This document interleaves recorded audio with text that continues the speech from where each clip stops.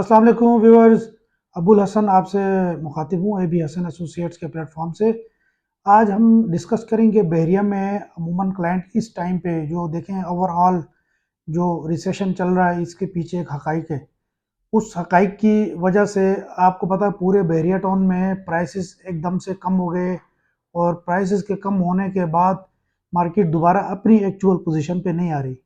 देखें अलमिया, हम हमें हकाइक के पीछे जाना चाहिए। असल हकाइक क्या है, किसकी वजह से बहरिया टाउन की मार्केट ख़राब हो गई।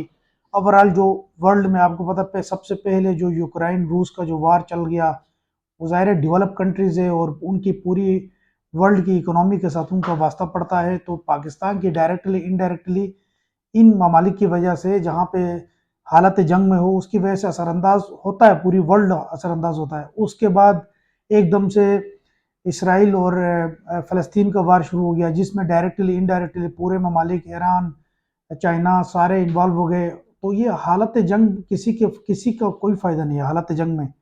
हालत जंग जो होती है वो आपको पता है गुर्बत फैला देती है, इससे हर चीज़ डिस्टर्ब हो जाती है। इवन कि आपकी इकोनॉमीज़ बहुत अच्छी इकोनॉमीज़ बर्बाद हो जाती हैं। उसके बाद अनएम्प्लॉयमेंट हो जाती है, बहुत से मसाइल का सामना करना पड़ता है।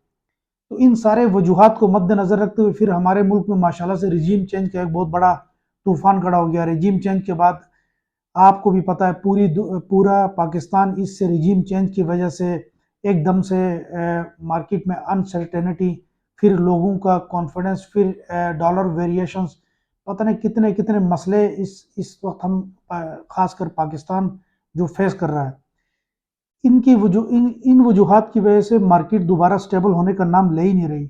अब क्लाइंट ज़ाहिर है मार्केट में इन्वेस्टर तो बैठा हुआ है, इन्वेस्टर कोई चीज़ खरीदना चाहेगा तो उनके लिए भी वो भी क्वेश्चंस और अपनी रिसर्च करते रहते हैं। अब हमारा अपना तजिया ये है कि इस टाइम पे देखें एंड यूज़र कोई भी प्रॉपर्टी बंदा खरीद लेता है तो वो अपना घर यहाँ शिफ्ट करेगा या उसको कोई उस प्रॉपर्टी के अगेंस्ट उसको कोई रेंट वगैरह जनरेट हो जाए तो उसको लाइबिलिटी नहीं पड़ेगा।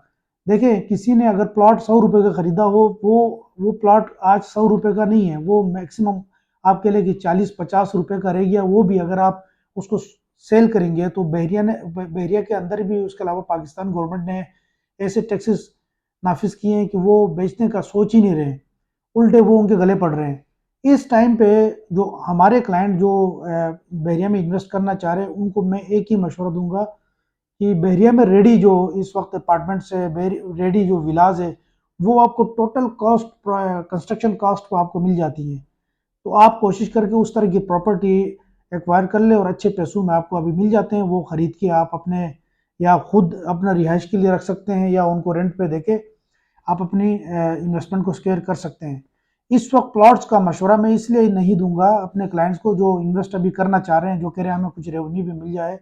उनके लिए बेहतरीन और आइडियल जो है वो है जो विलाज रेडी बहरिया में है, प्रीसेंट 2 है, प्रीसेंट 10 है, प्रीसेंट 11 है, 27 है, 31 और 35 की विलास बिल्कुल इन्वेस्टर प्राइस से भी नीचे इसकी जो टोटल जो एक्चुअल जो कॉस्ट है ना कंस्ट्रक्शन की, उस कॉस्ट पे आपको मिल जाती है।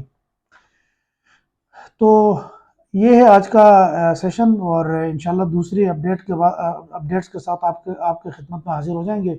अगर आपकी कोई क्वेरी हो, कोई सेल्स परचेज के हवाले से कोई इन्फॉर्मेशन या कोई आपको यहाँ पे बेरिया में प्रोडक्ट सेल करना हो या ख़रीदना हो तो आप हमारे नंबर पर रब्ता कर सकते हैं। थैंक यू, अल्लाह हाफिज़।